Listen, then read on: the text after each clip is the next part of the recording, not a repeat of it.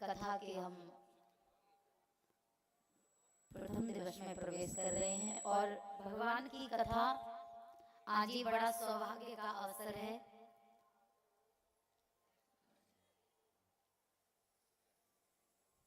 कि श्री ठाकुर जी हमारे बीच में उपस्थित हुए हैं।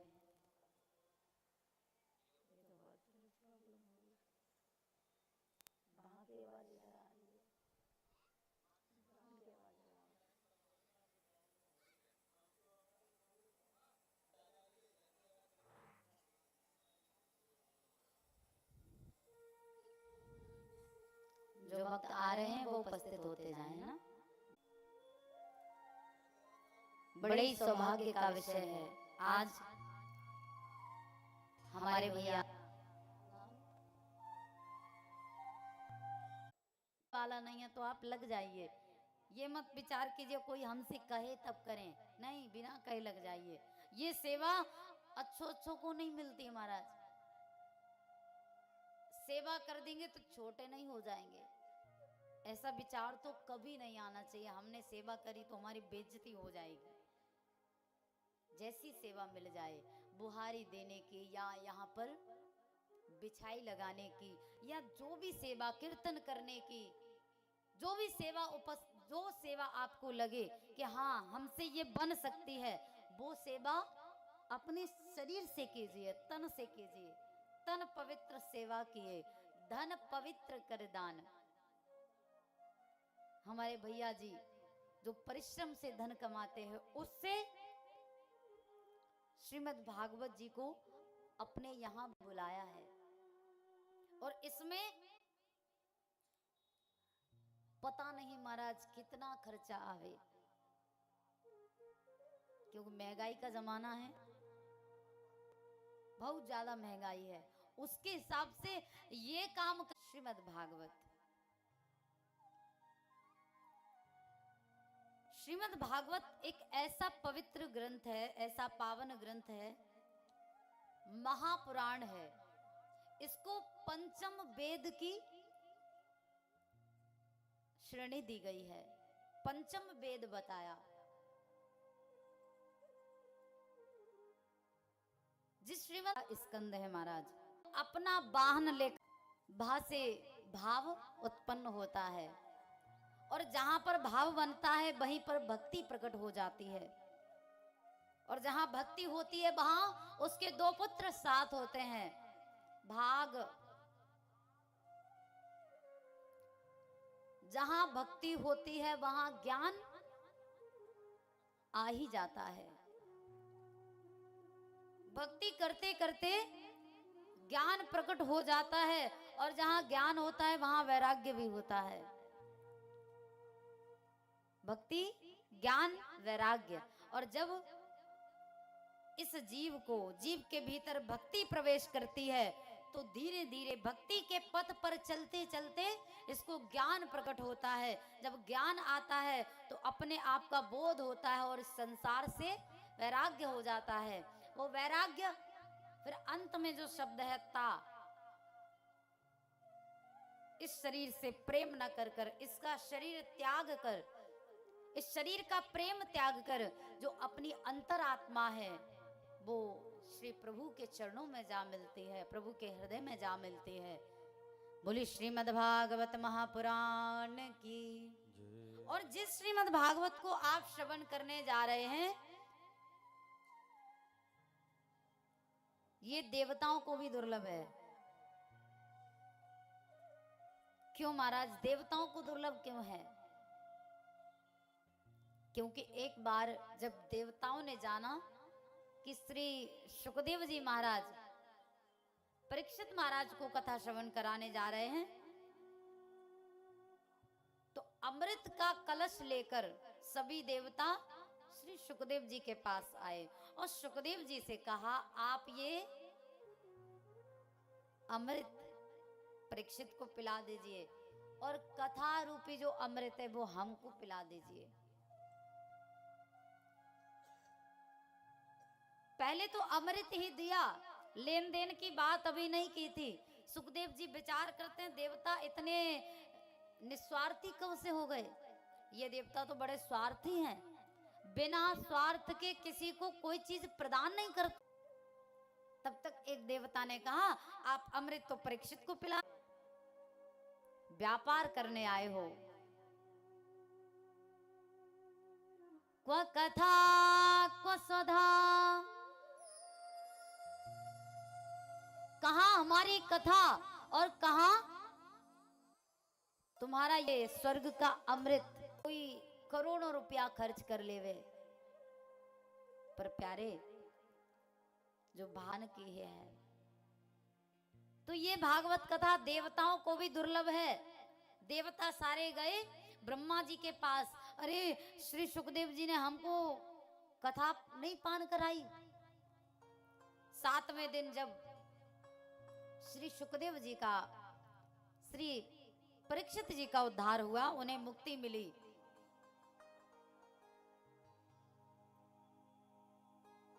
तो एक तराजू में ब्रह्मा जी ने, एक तराजू में संसार के साधनों को रखा और एक में श्रीमद् भागवत को रखा और उसको तौला। तो जो पलड़ा भारी होगा वही तो नीचे जाएगा। श्रीमद् भागवत का पलड़ा नीचे हो गया और सारे साधन ऊपर उठ गए। ब्रह्मा जी ने कहा, हे देवताओं, ये कोई पोथी नहीं है, ये कोई ऐसी पत्रा नहीं है, ये भगवान के मुख से निकली हुई साक्षात भगवान की बांगमी प्रतिमूर्ति है श्रीमद् भागवत। बोले भागवत महापुराण की, बोले वृंदावन बिहारी लाल की।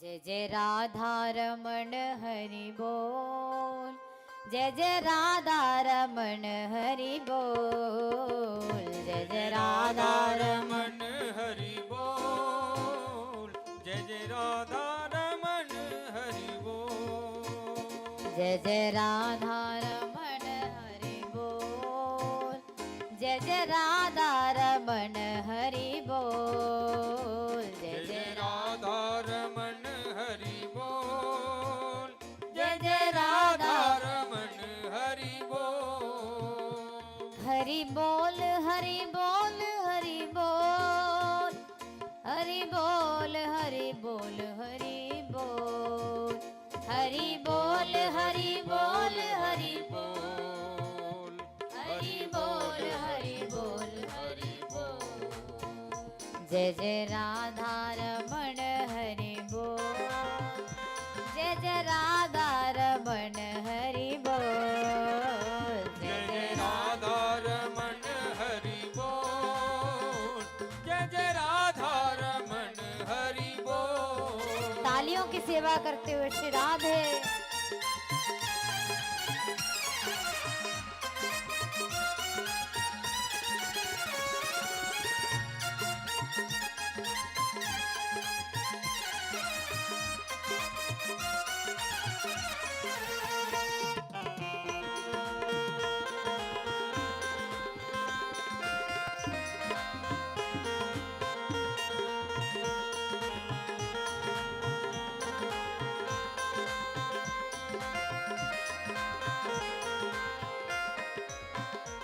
हरि बोल हरि बोल हरि बोल, हरि बोल हरि बोल हरि बोल, हरि बोल हरि बोल हरि बोल, हरि बोल हरि बोल हरि बोल, ओ हरि बोल हरि बोल हरि बोल, हरि बोल हरि बोल हरि बोल, हरि बोल हरि बोल, हरि बोल, हरि बोल हरि बोल हरि बोल। जय जय राधा, ओ जय जय राधा, जय जय राधा रमण हरि बोल, जय जय राधा रमण हरि बोल, जय हो। हरि बोल, जय जय राधा रमण हरि बोल, जय जय राधा रमण हरि बोल, जय जय राधा रमण हरि बोल, जय जय राधा रमण हरि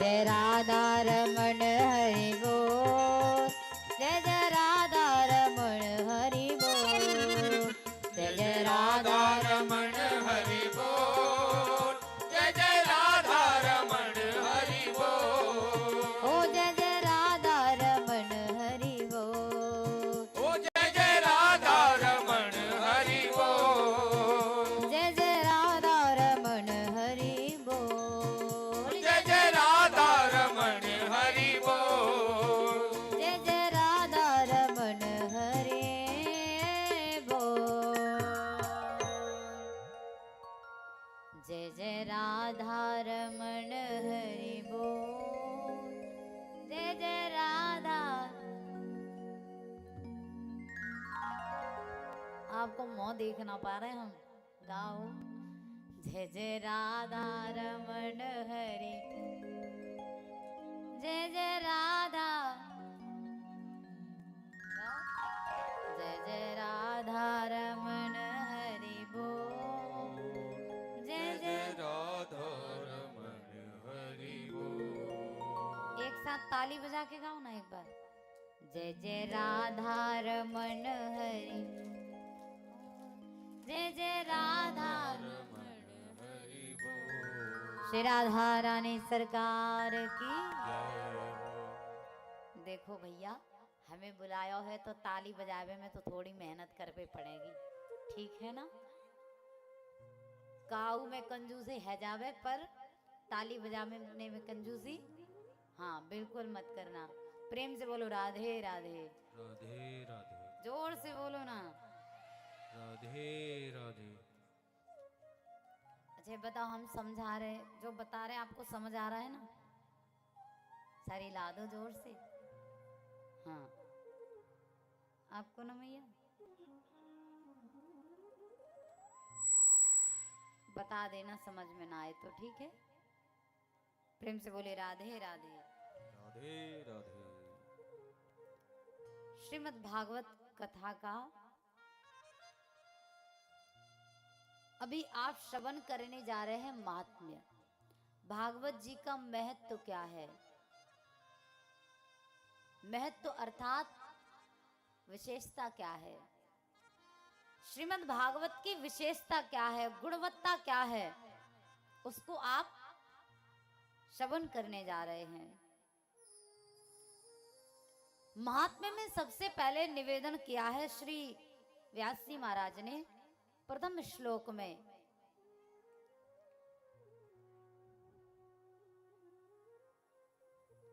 सच्चिदानंद रूपाय विश्वोत्पत्त्यादि हेतवे तापत्रय विनाशाय श्री कृष्णाय वयं नमः। सच्चिदानंद रूपाय, परमात्मा का स्वरूप कितना है? परमात्मा का स्वरूप है तीन, सत, चिद और आनंद। सत, चिद, आनंद, ये परमात्मा का तीन स्वरूप है। कौन सा सत? जो प्रारंभ में भी रहता है और जो मध्य में भी रहता है, जो अंत में जो बचता है, वो सत्य। सत्य कभी बदलता नहीं, वो सत्य। सत्य को कभी कोई मिटा नहीं सकता, वो सत्य क्या है? परमात्मा सत्य का स्वरूप है। वही सत्य जिसको हमेशा भगवान शिव कहते हैं, हे उमा, अगर दुनिया में कुछ सत्य है तो वो परमात्मा है, वरना ये दुनिया मिथ्या है। ब्रह्म सत्यम जगत मिथ्या, जीव ईश्वर ना परा। अगर कुछ सत्य है तो वो परमात्मा है। प्यारे, दुनिया में दो ही चीज सत्य है। एक तो राम नाम, बोला करिए ना, राम नाम, राम नाम सत्य है। और राम नाम सत्य है ये कब बोला जाता है? जब कोई निकल जाता है। राम नाम सत्य है ये तभी बोला जाता है जब कोई पधार जाता है। तो भैया ये बताइए, राम नाम सत्य है ये मरने के बाद ही क्यों बोला जाता है, मरने से पहले क्यों नहीं? अब मुर्दा पड़ा हुआ जा रहा है और पीछे से लोग बोलते हुए जा रहे हैं राम नाम सत्य है। अब बोलने से क्या फायदा, मुर्दा उठ के भजन थोड़ा ही करेगा। इस सत्य का बोध जागृत अवस्था में होना चाहिए। उस सत्य का बोध इस जागृत अवस्था में होना चाहिए कि वह सत्य क्या है। क्योंकि बचपन में बताया गया ये धराधाम सत्य है। जब छोटे थे बचपन में बताया गया धराधाम सत्य है, और जवानी में बताया गया अर्थ काम सत्य है। भैया अभी कमा लो फिर बूढ़े हो जाएंगे, फिर कमाने के लायक नहीं रहेंगे। जवानी में बताया गया अर्थ काम सत्य है, और जब पंछी पिंजरा छोड़ कर चला तो अंत में बताया गया राम नाम। तो कौन फायदा है क्या? इसलिए जैसे ये धराधाम सत्य है, जैसे अर्थ काम सत्य है, वैसे ही परमात्मा का नाम भी सत्य है। इसलिए उस सत्य को प्रतिपादित किया गया जो सत्य कभी बदलता नहीं है। उस परमात्मा का स्वरूप है सत्य का। वो परमात्मा सत्य स्वरूप है, सत। दूसरा शब्द है चिद। चिद माने प्रकाश। हमारे आपके सामने अंधेरा हो और उजाला करने के लिए प्रकाश की आवश्यकता पड़ती है, बल्ब की या दीपक की इत्यादि। हमें प्रकाश की आवश्यकता है, पर वो परमात्मा स्वयं में प्रकाशित हो रहा है। उसे किसी से भी प्रकाश लेने की आवश्यकता नहीं है। इसलिए वह किसका स्वरूप है? चिद स्वरूप है। सत, चिद और आनंद। आनंद का दुनिया में कोई उल्टा शब्द नहीं है। आनंद कोई बाहर की घूमती हुई वस्तु नहीं है।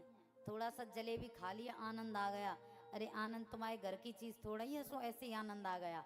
आनंद जो है वो साक्षात परमात्मा है, भीतर की वस्तु है, अनुभव की वस्तु है। अनुभव से पता चलता है हाँ आनंद आ रहा है। आनंद भीतर से आता है, कोई बाहर की घूमती फिरती कोई चीज नहीं।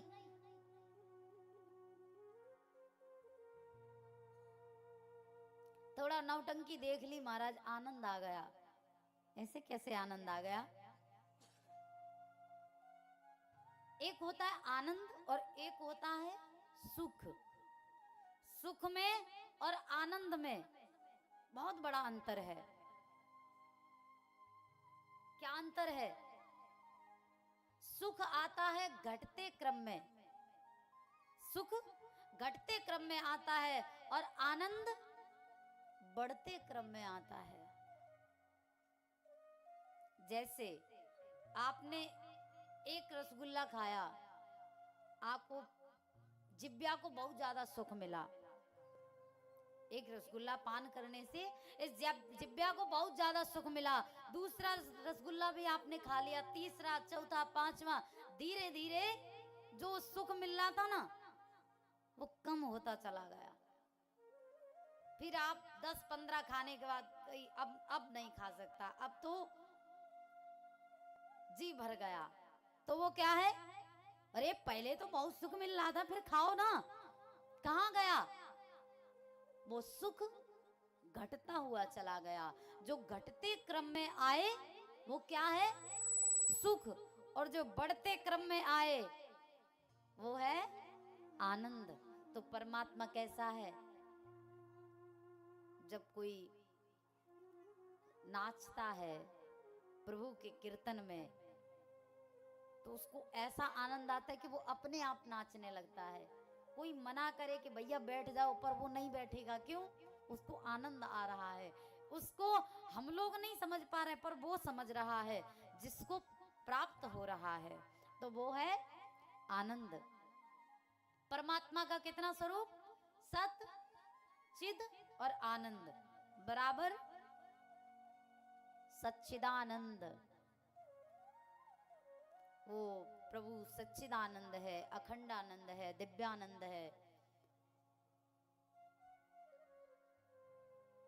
सच्चिदानंद रूपाय, जो सतचित आनंद का जो स्वरूप है,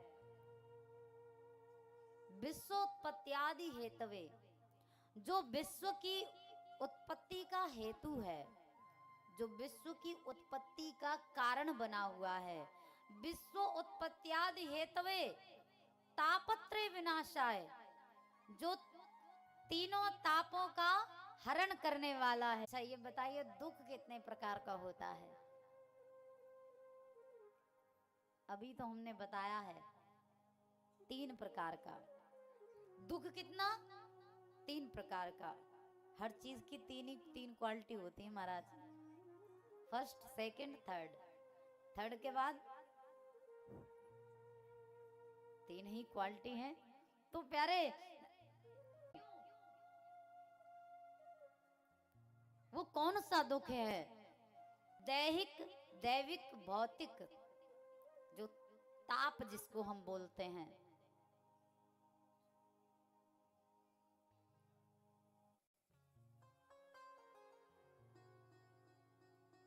जिसको हम ताप बोलते हैं वही दुख है महाराज।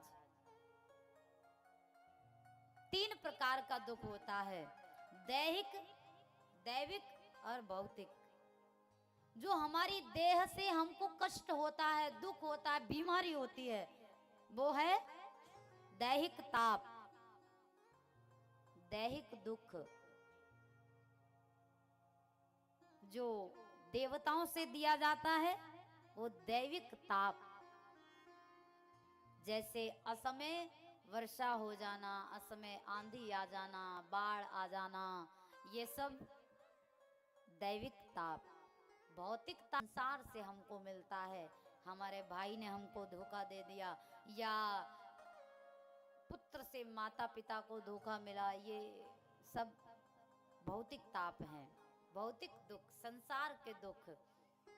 इन सारे दुखों से अगर कोई अलग करने वाला है तो वो है परमात्मा। तापत्रय विषयों का हरण करने वाला है वो परमात्मा। श्री कृष्णाय वयम नमः। ऐसे श्री कृष्ण भगवान के चरणों में हम बार बार वंदना करते हैं।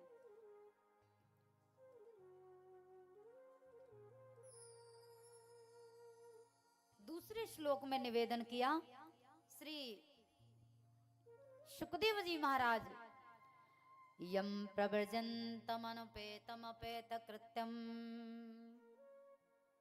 कातरया जुहाव पुत्रेति तन्मयतया तरवो विनेदुस्तं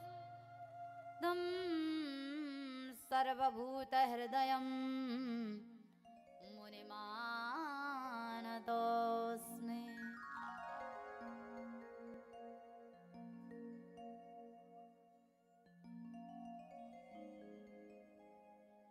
महाराज दूसरे श्लोक में श्री सुखदेव जी को प्रणाम किया। जो सुखदेव जी जन्म लेते ही वन के लिए प्रस्थान कर गए, नाल छेदन नहीं हुआ उनका, भगवान से संबंध कटवाए बिना ही प्रस्थान कर गए वन के लिए। पुत्र पुत्र कहकर पिता पीछे पीछे भागे, पुत्र रुक जाओ। अब ये बात उस वन में जब कहते हैं तो वन के जो वृक्ष हैं वो गूंज गूंज कर उसमें आवाज आ रही है। एक बार बोलते हैं श्री व्यास जी महाराज, बार बार वही आवाज दोहराकर उन वृक्षों से निकलकर आ रही है। श्री सुखदेव जी चले जा रहे हैं, जिनका नाल छिद्र नहीं हुआ है, नाल छेदन नहीं हुआ है, वृक्षों ने कहा आप लौट जाइए श्री व्यास जी से, आपका पुत्र बहुत बड़ा संत बनेगा, आप यहाँ से प्रस्थान कीजिए, क्योंकि आपका पुत्र लौटने वाला नहीं है, आप तो इसको पुरुषार्थ के लिए छोड़ दीजिए। पर हम क्या करें, पुत्र के प्रति हमको भी तो प्रेम है, ममता है, हम उसका क्या करें। आप संत हैं और संतों का काम है पुरुषार्थ के लिए समर्पित कर देना, इसलिए आप अपने पुत्र को समर्पित कीजिए इस संसार के लिए। श्री व्यास जी महाराज वापस चले गए। ऐसे श्री सुखदेव जी की वंदना की और आगे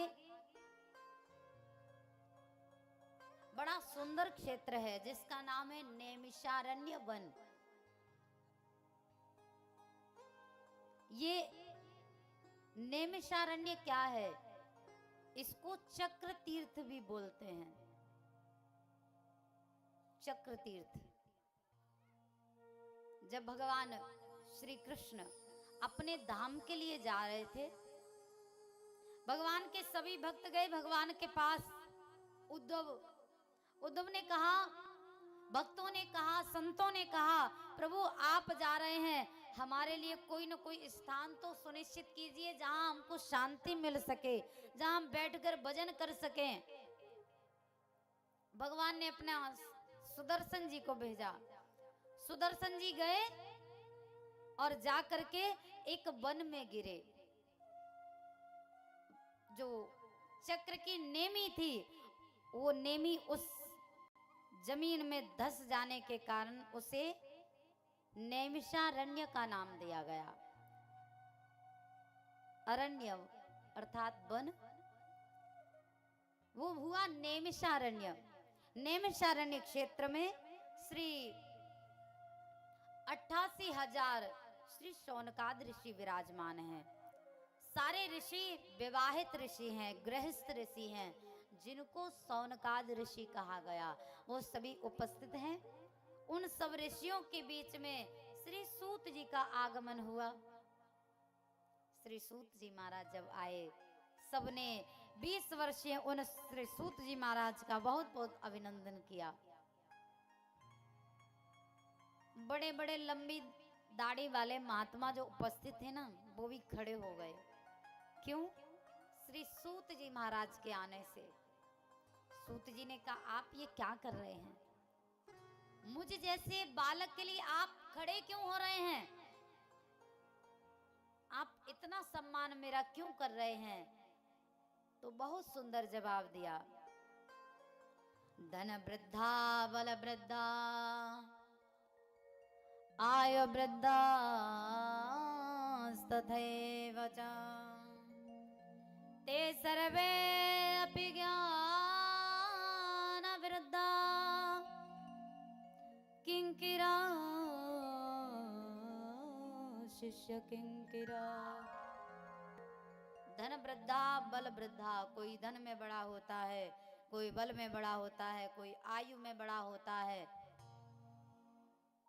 लेकिन सबसे बड़ा कौन है? जो ज्ञान में बड़ा होता है महाराज। इसलिए हम आपको देखकर प्रणाम कर रहे हैं और उठ रहे हैं। श्री सूत जी को उच्च आसन पर विराजमान किया और ऋषियों ने निवेदन किया, अज्ञान ध्वांत विदवंश कोटि सूर्य समाप्रभा सूताख्याय कथा सारम मम कर्ण रसायनम। हे श्री सूत जी महाराज, आप उच्च आसन पर विराजमान होइए और आपसे हमको कुछ पूछना है। क्यों पूछना है? अज्ञान ध्वांत विध्वंस, आप अज्ञान का खंडन करने वाले हैं, अज्ञान ध्वांत विध्वंस, किसकी भांति? कोटि सूर्य समप्रभा। जब सूर्य की एक किरण ही निकलती है तो सूर्य की किरण निकलते ही चाहे कितना भी अंधेरा हो प्रकाश हो ही जाता है। चाहे कितना भी दुनिया में अंधेरा छाया हो, सूर्य की किरण के साथ प्रकाश हो जाता है। उसी प्रकार से आप कोटि सूर्य समप्रभा, करोड़ों सूर्य के प्रकाश की भांति आप में ज्ञान भरा हुआ है। इसलिए आप मेरे अज्ञान को नष्ट कीजिए। आपके भीतर जो ज्ञान का प्रकाश है वो मेरे भीतर अज्ञान का खंडन करके और ज्ञान को भर दीजिए। सूता क्या है कथा सारम मम कर्ण रसायनम।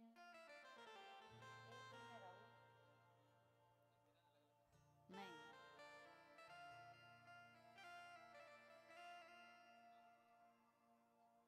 सूता क्या है कथा सारम, मुझे कथा का सार सुनाइए।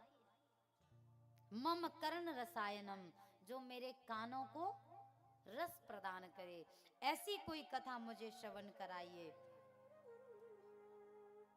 कृष्ण को प्राप्त करने का साधन बताइए, उस गोविंद को प्राप्त करने का साधन बताइए। तो श्री सूत जी निवेदन करते हैं, हे ऋषियों, ये हमारा जीवन बड़ा ही कठिनाई में फंसा हुआ है। इस जीवन के पीछे हमेशा समय लगा हुआ है, अर्थात काल लगा हुआ है इसको खाने के लिए। काल ब्याल मुख ग्रास त्रास निरनास हेतवे। काल ब्याल मुख ग्रास, काल के मुख की हम लोग घास बने बैठे हैं। एक बहुत बड़ा अजगर सर्प है, ऐसे समझ लीजिए। अजगर सर्प के मुख में हम सब बैठे हुए हैं। सुरक्षित कब तक हैं? जब तक उसका मुख खुला हुआ है। जैसे उसने मुख बंद किया सो हम भी बंद हो। जीवन का जो लक्ष्य बनाया जाए वो परमात्मा का भजन बनाया जाए, परमात्मा की प्राप्ति बनाया जाए। क्योंकि इस घोर कलयुग में ये जीव प्राय आसुरी प्रवृत्ति का हो गया है। प्रेम से बोलिए राधे राधे, जोर से बोलिए। अच्छा, बुरा मत मानना, ठीक है? भागवत जी में लिखा है वो बता रहे हैं। और बुरा मानने वाली इसमें बात ही क्या है? अच्छी बात होगी वही बताएंगे। ये जीव कैसा हो गया है? आसुरी प्रवृत्ति का। जो असुरों का भोजन था वो भोजन हम करते हैं।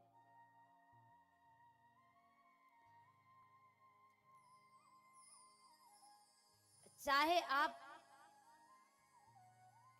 किसी भी जीव को देख लीजिए, कुत्ता है अपना धर्म नहीं बदलेगा, या सिंह है अपना धर्म नहीं बदलेगा, गाय है अपना धर्म नहीं बदलेगी। गाय को आदत है, गाय का जो भोजन है वो है हरी हरी घास। गाय के सामने आप मांस ले जाकर रख दीजिए, गाय कभी खाएगी क्या? नहीं खाएगी। और सिंह के सामने हरी हरी घास रख दीजिए, सिंह खाएगा? क्यों? उसका भोजन है मांस। गाय मांस नहीं खा सकती, सिंह घास नहीं खा सकता, पर मनुष्य छोड़ता क्या है सो बताओ? कुछ छोड़ा है? मांस हो या घास हो, अरे भैया आदमी आदमी को खाया जा रहा है।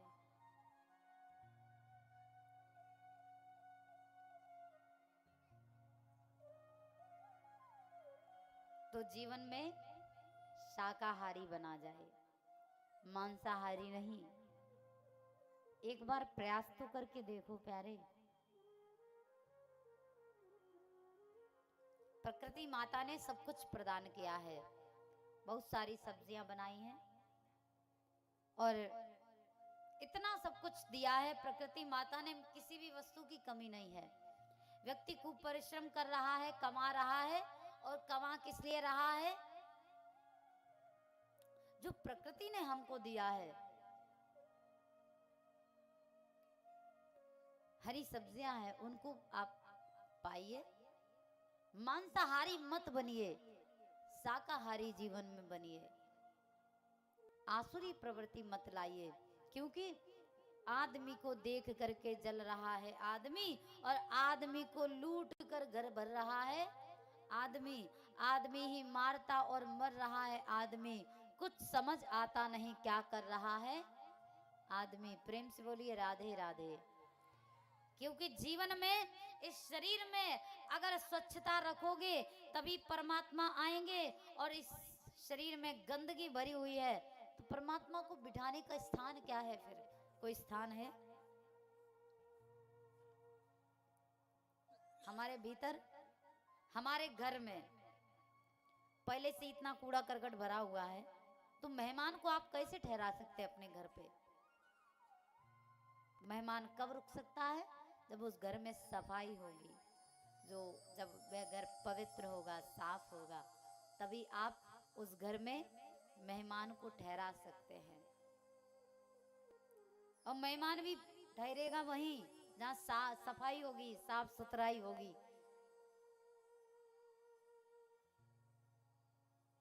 तो प्यारे, जिंदगी एक किराए का घर है, एक न एक दिन बदलना पड़ेगा।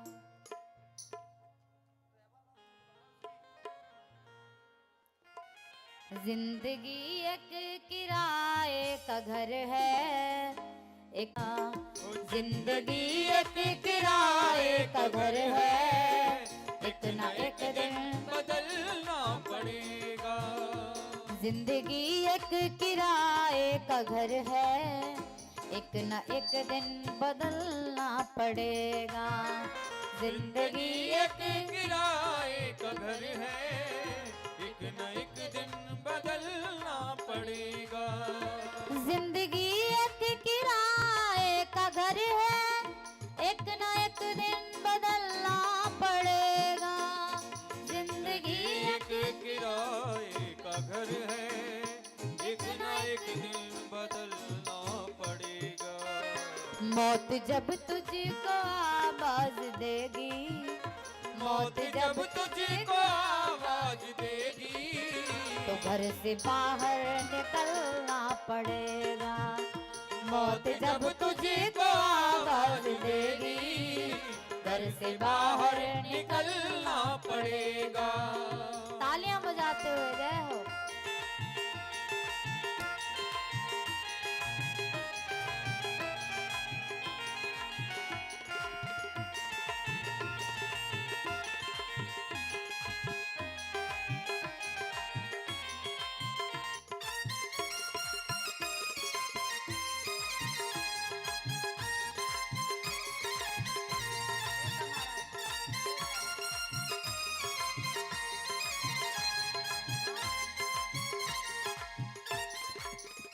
कितना मासूर हो जाएगा तू, कितना मजबूर हो जाएगा तू, कितना मासूर हो जाएगा तू, कितना मजबूर हो जाएगा तू, कितना मासूर हो जाएगा तू, कितना मजबूर हो जाएगा तू। क्यों? ये जो मखमल का चोला है तेरा, ये जो मखमल का चोला है तेरा, ये कफन में बदलना पड़ेगा। ये जो मखमल का चोला है तेरे में बदलना पड़ेगा।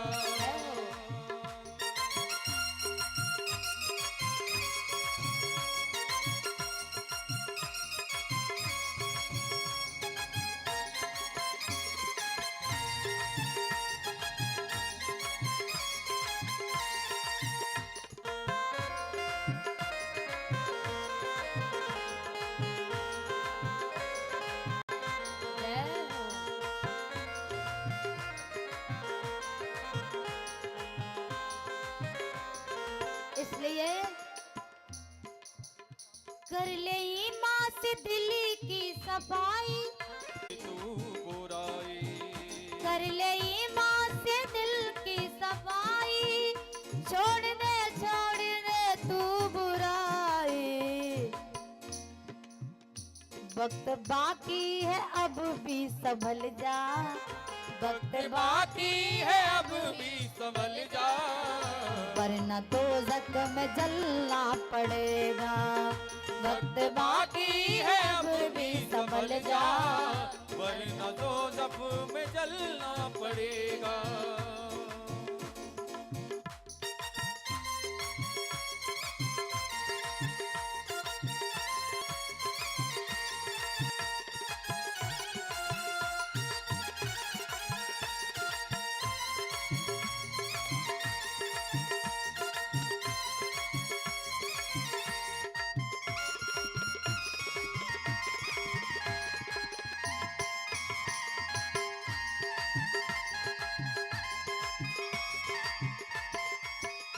ऐसी हो जाएगी तेरी हालत, काम आए न दौलत न ताकत। ऐसी हो जाएगी तेरी हालत, काम आए न दौलत। छोड़ के अपनी ऊंची हवेली, छोड़ के अपनी ऊंची हवेली, तुमको बाहर निकलना पड़ेगा। छोड़ के अपनी ऊंची हवेली, तुमको बाहर निकलना पड़ेगा। जिंदगी एक किराए का घर है, एक न एक दिन बदलना पड़ेगा, एक न एक दिन बदलना पड़ेगा, एक न एक दिन बदलना पड़ेगा।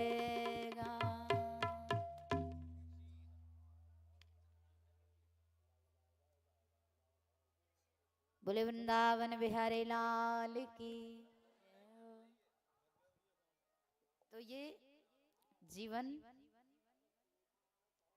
ऐसे समझो मैया किराए का मिला हुआ है। ये जो हमारा शरीर हमको प्राप्त है, ये किराए का घर है। घर में हमको गंदगी करने का कोई भी अधिकार नहीं है। इसलिए इस घर को पवित्र बनाइए, साफ बनाइए।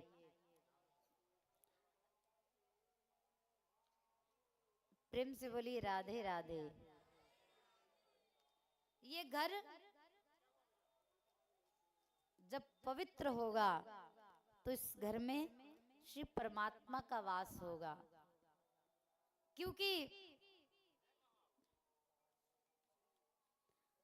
जिस घर में काम क्रोध मद मोह लोभ मत्सर, ये 6 शत्रु हैं इस मनुष्य के, जिस घर में ये विराजमान रहते हैं, वह शत्रु, वह व्यक्ति अनर्थ करता है। ये शत्रु उससे अनर्थ करवाते हैं। हम जीवन में कमा रहे हैं, खा रहे हैं, ये पूरा कमाना है इस जरा से पेट के लिए।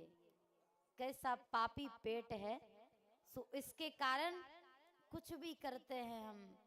पाप करना पड़े, अधर्म करना पड़े, किसी को मारना पड़े, इस पापी पेट में मार मार कर सबको धर लेते हैं। क्यों? इसका जो दंड होगा ना, बड़ा भयानक होगा प्यारे, बहुत भयानक दंड मिलेगा। इसलिए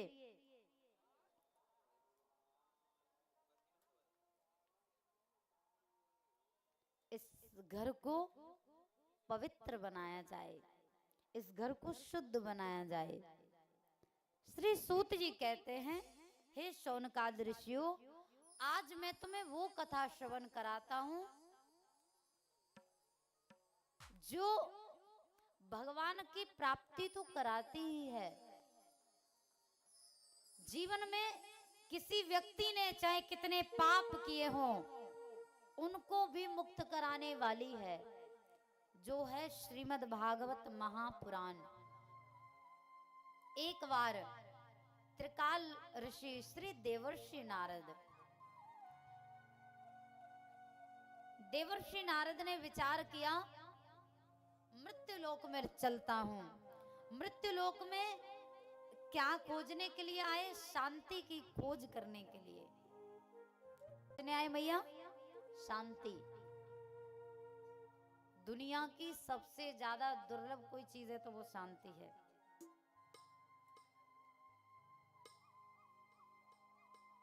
दुनिया में सबसे मुश्किल मिलने वाली कोई चीज है तो वो शांति है।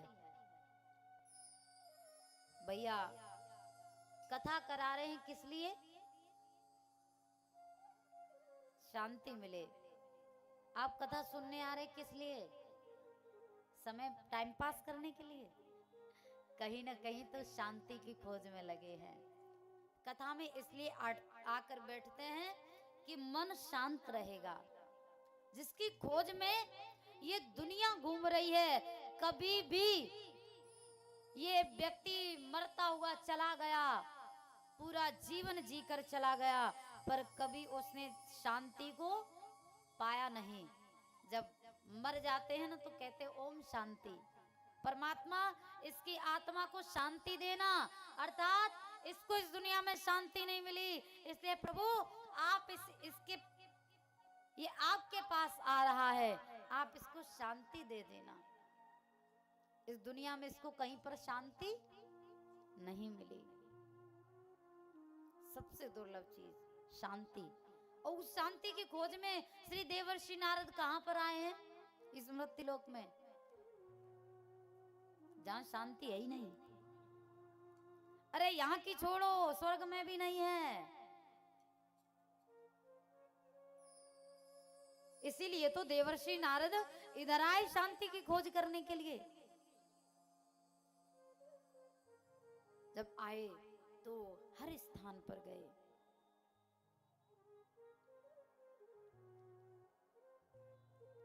सबसे पहले तीर्थ यात्रा में गए और उन्होंने दर्शन किया। हर तीर्थ में जाकर हरि क्षेत्रम कुरुक्षेत्रम श्रीरंग से तो वंदनम एवमादिषु तीर्थेषु ब्रह्ममाणितस्तदा।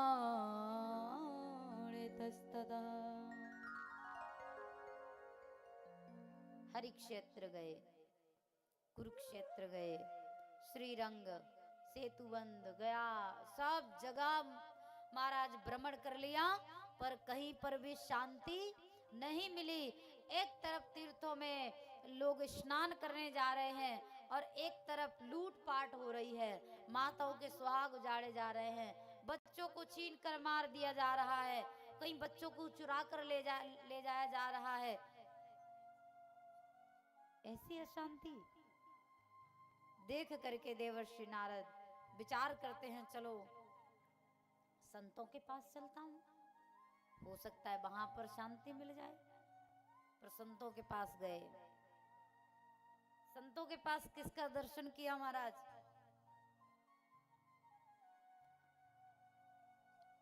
पाखंड का। हर संत के पास नहीं, किसी किसी संत के पास ऐसा दर्शन किया कि वो है कम पर दिखाते बहुत ज्यादा हैं। और पाखंड को पूजने वालों की कमी नहीं है। कहीं पाखंड को बन ठन के कोई आ जावे ना, फिर देखो अरे महाराज बहुत पहुंचे हुए लग रहे हैं। अब वो पूजा किसकी हो रही है? वो प्रणाम, सामने वाला तो प्रणाम सही कर रहा है, पर भीतर उसके क्या भरा हुआ है ये वो नहीं समझ पा रहा है। इसलिए प्रणाम तो चोले को किया जा रहा है, क्योंकि उसने संत का चोला पहना है, उस चोले को प्रणाम कर रहा है। देवर्षि नारद कहते हैं, मैं संतों के यहाँ गया तब भी मुझे शांति नहीं मिली। फिर मैं गृहस्थों के यहाँ गया और मैंने देखा तरुणी प्रभुता गे शालको बुद्धिदायका। तरुणी प्रभुता गे, घर में किसकी चलती है? जो घर में 2 दिन पहले नई बहू आती है ना, वही कहेगी सही होगा महाराज, ऐसा काम नहीं, हम भोजन बना के नहीं दे सकते आपके माता पिता को, अलग कर दीजिए। नई बहू कहेगी वही होगा, तरुणी प्रभुता गे है। अगर बहू ने कह दिया कि वहां नहीं जाना तो नहीं जाएंगे। शाल को बुद्धिदायिका, बुद्धि देने वाला है साला। हमारे ब्रज में कहावत है महाराज सीधी सीधी, दीवार बिगाड़े आरो और घर बिगाड़े सारो। जो साले साहब से बुद्धि लेने जाते हैं, भाई साहब 4 व्हीलर निकाल ले महाराज, साले ने मना कर दिया तो आएगी नहीं। और फिर श्रीमती जी, कमी वहां पर पति की नहीं है, कमी वहां पर श्रीमती जी की है, माताओं की है। क्यों? माताओं से कुछ भी सलाह ली, भाई ने कुछ कहा कि हम अपने भैया से पूछ ले, में गाड़ी निकालनी है अपने भैया से पूछ लें, तो वो कहती हैं अरे अपने भैया, तुम्हारे भैया क्या जानते हैं, सुनो हमारे भैया से पूछो, हमारे भैया को इस मामले में बहुत जानकारी है। भैया तो हमारे भैया कुछ जानते ही नहीं है, इसका मतलब। तो आपसे मैं निवेदन करूं, अगर आपको साले की सलाह का कोई प्रमाण लेना है तो महाभारत की कथा से अच्छा कोई प्रमाण है नहीं। शकुनी महाराज, अगर वो बीज, ऐसा खतरनाक बीज उन कौरवों के बीच में ना होता तो कौरव मृत्यु को प्राप्त न होते, 100 के 100 मारे ना जाते। जो आग लगाने वाला था वो तो वामा ही था। इसलिए अच्छी बात है, सलाह लीजिए, मेहमान हैं, रिश्तेदार हैं, उनकी बात मानना भी आवश्यक है, पर सबसे पहले अपने घर के बुजुर्गों की बात सुनी जाए। तरुणी प्रभुता गे श्यालको बुद्धिदायिका, कन्या विक्रयणो लोभ दंपति नाम चकलकनम। कन्या का क्रय विक्रय किया जाता है। बेटा वाला बैठता है आंगन में चारपाई कुर्सी लगाकर, अब कहता है भैया कितना लोगे विवाह का, 10 लाख 20 लाख 50 लाख। ऐसा नहीं लगता कि विवाह कर रहा है, ऐसा लगता है अपनी बेटे की बोली लगा रहा है। क्रय विक्रय, संबंध नहीं जोड़ते हैं, उसमें धन देखते हैं। तो मैं गृहस्थों के यहाँ गया तो वहां भी भगदड़ मची हुई है, किसी को शांति नहीं है जीवन में। इसलिए मैंने दर्शन किया जीवावरा का कूटभाषिण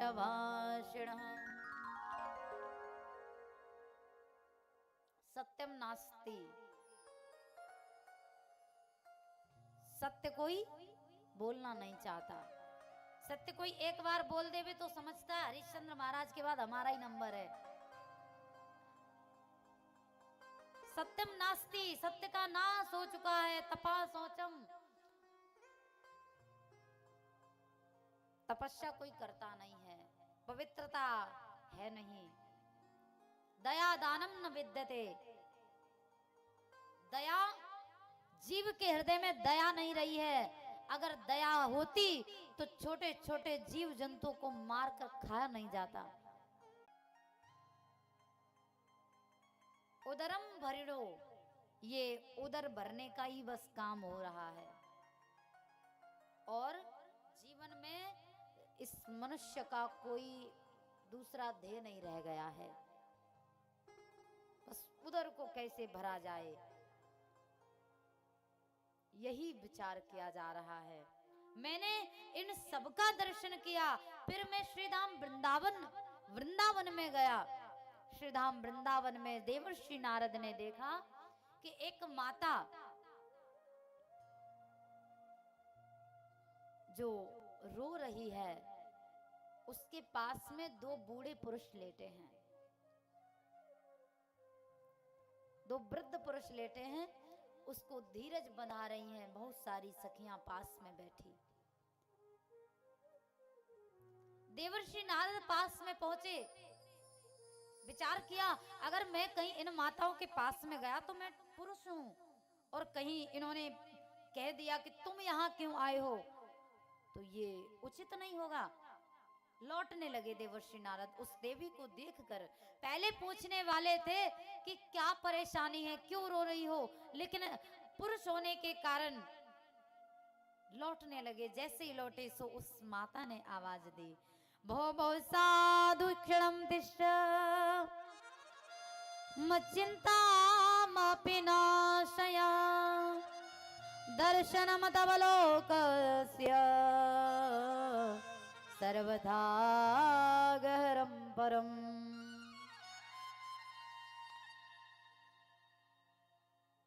हे महात्मन, भो भो साधु क्षणम तिष्ठ, हे महात्मन क्षण भर के लिए ठहर जाइए।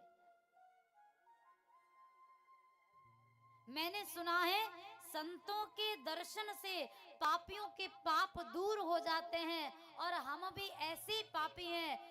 पाप के कारण कहीं न कहीं इस कलयुग के कारण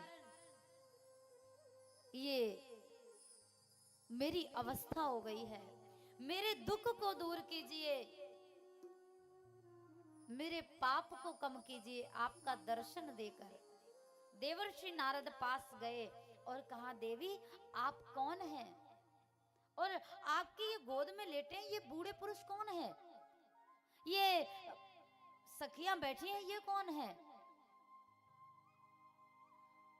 तो देवी ने उत्तर दिया, अहम भक्ति रीति ख्याता एमो में तनयो मतो, मैं भक्ति हूं, ये मेरे पुत्र ज्ञान और वैराग्य हैं। ये सारी सखियां, आप मेरी व्यथा सुनो। मैं द्रविड़ देश में उत्पन्न हुई, कर्नाटक में पली बड़ी, महाराष्ट्र में मुझे सम्मानित किया गया, और जब मैं गुजरात में गई तो गुजरात में जाते ही मैं बूढ़ी हो गई। बुढ़ापे ने मुझे घेर लिया।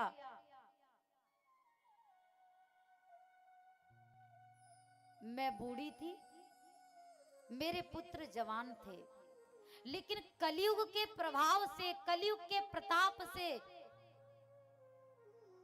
मैं जवान होती चली गई और मेरे दोनों पुत्र बूढ़े होते चले गए।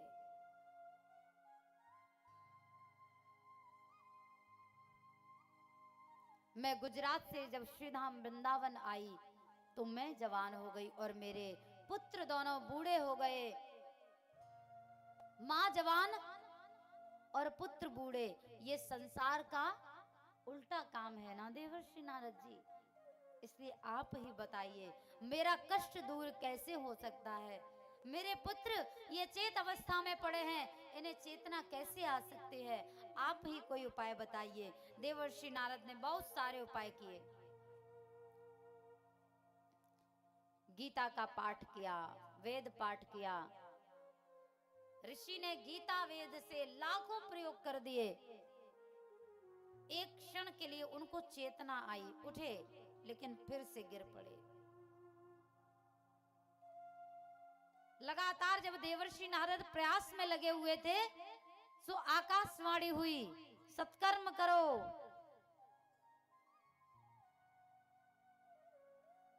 तो सत्कर्म क्या है? वैसे भी तो सबसे बड़ी समस्या ये है कि ये तरुण नहीं हो रहे हैं, इन्हें चेतना नहीं आ रही है। और फिर सत्कर्म और बता दिया। सत्कर्म का नाम क्या है? कौन सा सत्कर्म करना चाहिए मुझे? क्या सत्कर्म है? देवर्षि नारद ने इसी को पता करने के लिए माता से विदा मांगी। माता भक्ति, मैं यहाँ से प्रस्थान करता हूँ और कोई ना कोई उपाय लेकर अवश्य आऊंगा आपके पुत्रों की मुक्ति के लिए, आपके पुत्रों का दुख दूर करने के लिए, इन्हें जवान करने के लिए मैं कोई ना कोई उपाय सोच कर आऊंगा, खोज कर लाऊंगा। पर मुझे जाने दो। मैया से आज्ञा लेकर वहां से प्रस्थान किए हैं। एक तो ज्ञान वैराग्य के कष्ट को दूर करना है, दूसरा सत्कर्म क्या है ये पूछना है। कर्म क्या है ये कौन बतावे। बहुत सारे संत महात्माओं के पास गए देवर्षि नारद। बहुत सारे संत महात्मा जो जो मार्ग में मिलते जा रहे हैं सबसे पूछते जा रहे हैं। कुछ महात्माओं ने तो देवर्षि नारद को देखकर मौन धारण कर लिया, कुछ महात्मा ऐसे ही निकल गए, कुछ महात्मा डर के मारे बता नहीं रहे हैं। क्यों नहीं बता रहे हैं? क्योंकि देवर्षि नारद हैं जाने माने संत, बड़े संत हैं, बड़ी श्रेणी में हैं। अब कोई बड़ा डॉक्टर आके झोला छाप डॉक्टर से पूछे कि भैया इस रोग की बीमारी बता दीजिए, तो जो जानता होगा झोला छाप वो डर के मारे नहीं बताएगा। भाई तुम स्पेशलिस्ट हो, तुमको हम कैसे बता दे। तुमने इसकी पढ़ाई की है, हम ठहरे साधारण झोला छाप, तो हम कैसे सिरा दे।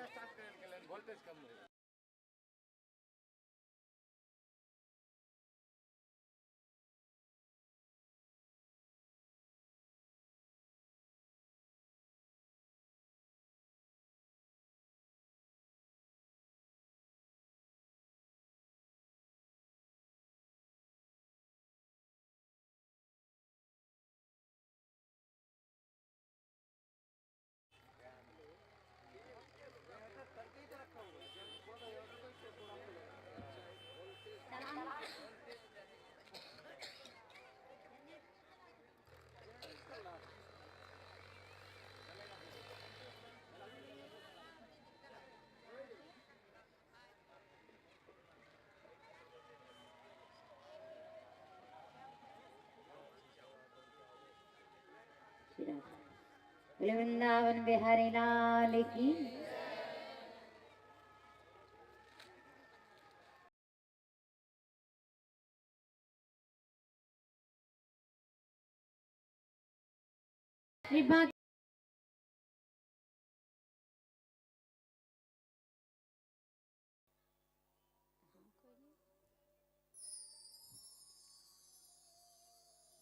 एक बार प्रेम से बोले राधे राधे।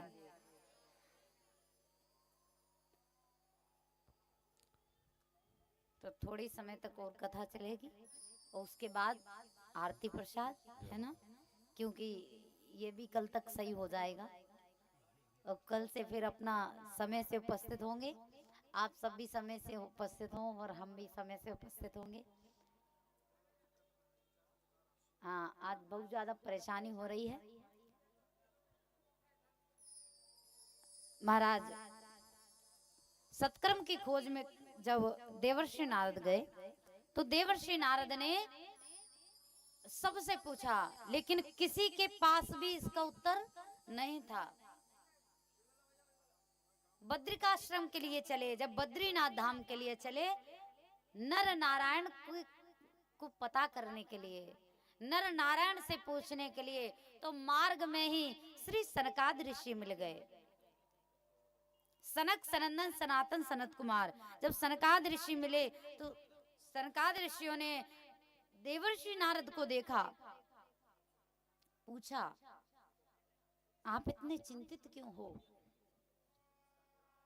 कथम ब्रह्मांडीन मुखा कुतः चिंतारो भवान, क्या बात है, आप इतनी चिंता में कहां जा रहे हैं? मुझे बताइए क्या कष्ट है? देवर्षि नारद ने कहा, बड़ी कृपा करी आपने मिलकर, हम आपके ही पास आ रहे थे और सारी भक्ति माता की पूरी चर्चा सुनाई। का भक्ति माता को कैसे उसके पुत्र को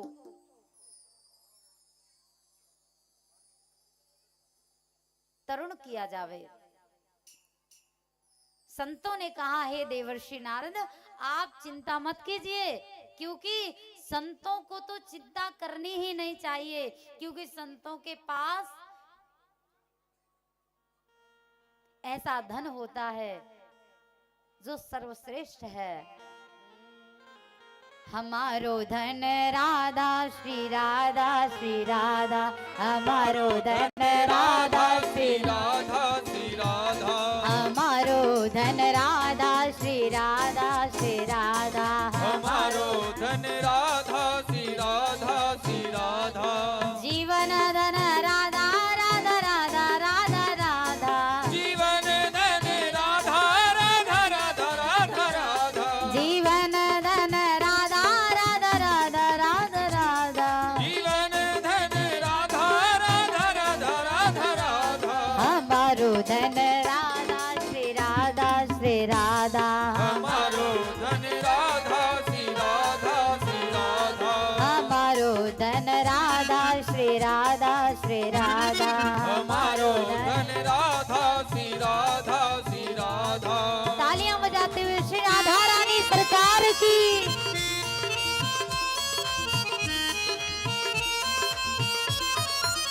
जय हो।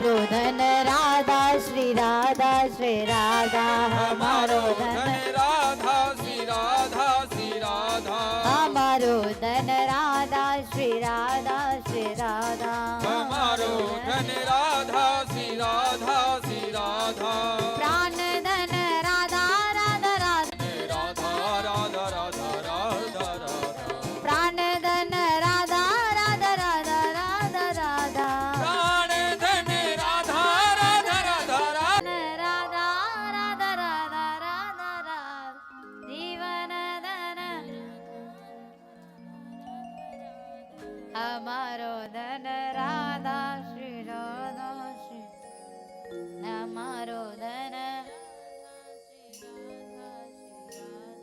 बोली राधा रानी सरकार की। श्री देवर्षि नारद से कहा, अरे संतों का तो धन ही होता है, परमात्मा का नाम, आप चिंतित क्यों है? तो देवर्षि नारद ने पूरी कहानी बताई जो उनके साथ में घटा।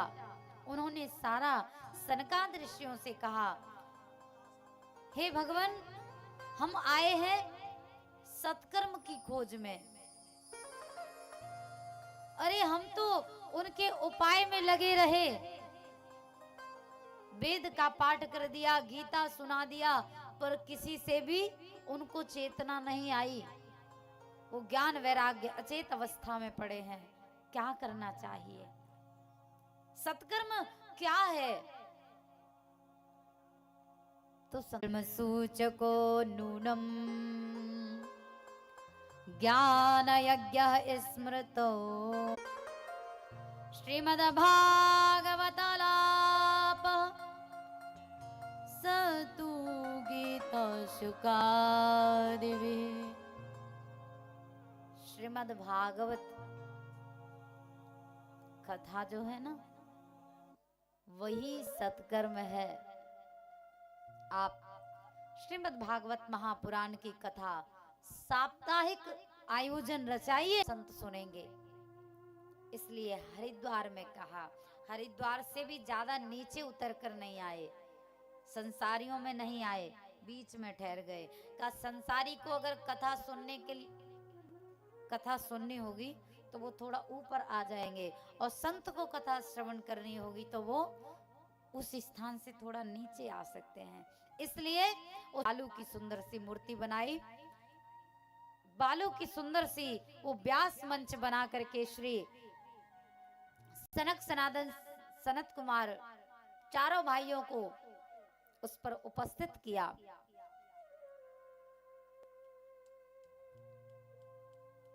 और चारों भाई देवर्षि नारद सामने उपस्थित हो गए। देवर्षि नारद विरक्त हैं, उनकी कोई पत्नी नहीं है। ये भागवत की कथा विरक्त हो या गृहस्थ, विरक्त तो सामने बैठते ही हैं, गृहस्थ को भी सामने बैठकर और सपत्नी के साथ कथा को सुनना चाहिए। वक्ता के हमेशा सामने बैठा जाए, दाएं बाएं या पीछे नहीं, सामने बैठकर कथा को श्रवण किया जाए। पत्नी साथ में है, इसलिए हर कार्य में पत्नी का जो हिस्सा होता है वो वाम अंग पर होता है, वामांगी होती है। लेकिन जब भागवत सुनने बैठा जाए या पूजा में बैठा जाए तो पत्नी को दाहिने अंग पर विराजमान होना चाहिए। प्रेम से बोलिए राधे राधे राधे। श्री सनकाद ऋषि कहते हैं, हे देवर्षि नारद, 3 आसन बिछा दीजिए। 3 आसन बिछाए गए माता भक्ति के लिए, ज्ञान वैराग्य के लिए। माता भक्ति से कहा, माँ आप आकर यहाँ विराजमान हो जाइए, मैं आपके कष्ट को दूर करने के लिए ये कथा करा रहा हूं।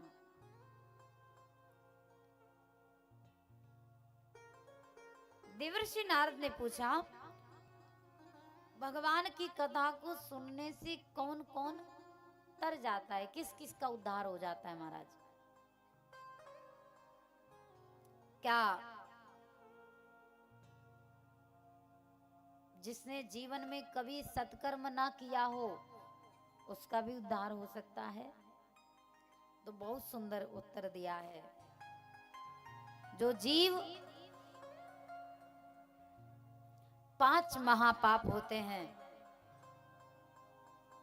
उन 5 महापापों को करने वाला भी अगर मन लगाकर संकल्प के द्वारा एक बार श्रीमद् भागवत कथा को श्रवण करे तो उसकी भी मुक्ति निश्चित है।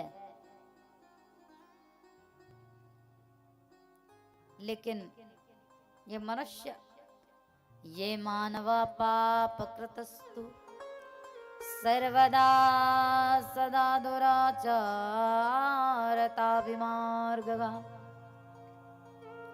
क्रोधाग्निदग्धः कुटिलाशकामिनः सप्तायज्ञेन कलो पुनन्ते ते। जिस मनुष्य ने जीवन में कभी सत्कर्म न किया हो वो मनुष्य भी संकल्प के साथ कथा को श्रवण करे तो उसका भी उद्धार हो सकता है।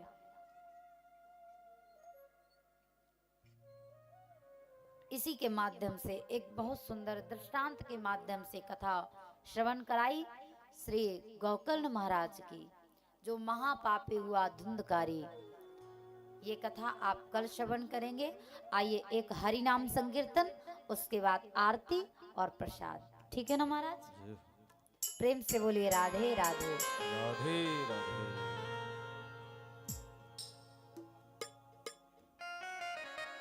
बोले वृंदावन बिहारी लाल की, श्री राधा रानी सरकार की जय हो।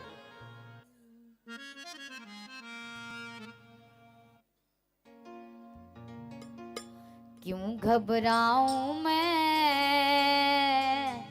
मेरा तो शाम से नाता है। क्यों घबराऊं मैं, मेरा तो श्याम से नाता है। क्यों घबराऊं मैं, मेरा तो शाम से नाता है। क्यों घबराऊं मैं, मेरा तो श्याम से नाता है। मेरी जीवन की गाड़ी, मेरी जीवन की गाड़ी, मेरी जीवन की गाड़ी, मेरी जीवन की गाड़ी शाम चलाता है। क्यों घबराऊं मैं, मेरा तो शाम से नाता है।